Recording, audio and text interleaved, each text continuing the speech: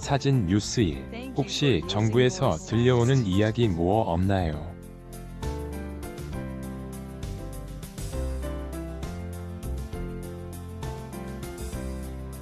아무거나 좋습니다.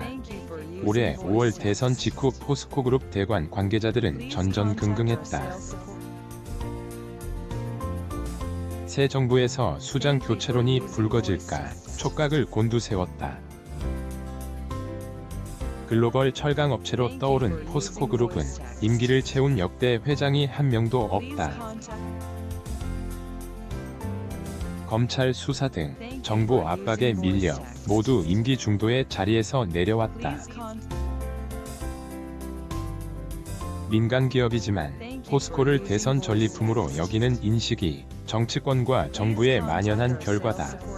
정부가 지난 14일 태풍 피해로 생산에 어려움을 겪는 포스코에 책임을 묻기로 했다. 정부 고위 관계자는 태풍 피해를 키운 것과 관련해 지배구조 문제도 언급했다.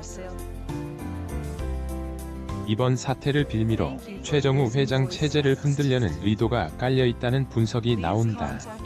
15일 업계에 따르면 최정우 회장 이전에 역대 8명 포스코 수장 가운데 임기를 오롯이 채우고 퇴임한 적이 없다. 전임 권오준 8대 회장의 경우 2018년 4월 임기를 2년 남기고 돌연 사퇴 의사를 밝혔다. 문재인 정부가 출범한 지 11개월 만이다. 당시 문재인 정부 출범 이후 대통령이 4차례 해외 방문에 나서는 동안 포스코 회장이 경제사절단 명단에서 번번이 제외되는 등 심리적 압박이 가해지자 사임 의사를 밝혔다. 포스코 민영화 이후 취임한 이구택 6대 회장, 정준양 7대 회장도 임기 도중 퇴진했다. 이 전 회장은 세무조사 무마 청탁 의혹으로 검찰 조사를 받으면서 이명박 정부 출범 1년 만에 물러났다. 이명박 정부 때 선임된 정 전 회장도 박근혜 정부 1년 뒤 물러났다. 그는 배임 혐의로 기소됐으나 무죄를 선고받았다.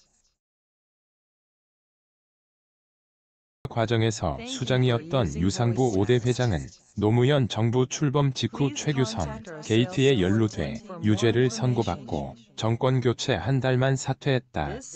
최 회장도 비슷한 전철을 밟는 것 아니냐는 우려가 번지고 있다.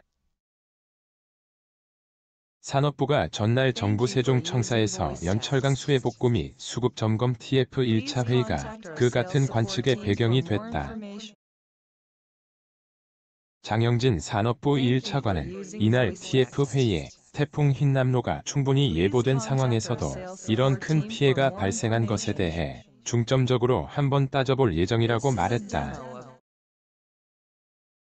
회의 직후 포스코가 피해를 축소하고 있다거나 지배구조와 연결된 문제라는 정부 관계자들의 발언이 비공식적으로 전해졌다.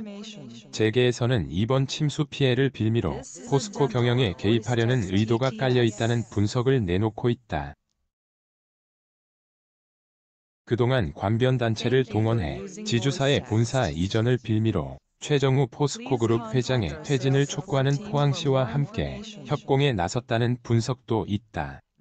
하지만 정작 포항제철소 피해를 키운 것은 포항시라는 일각의 지적도 있다.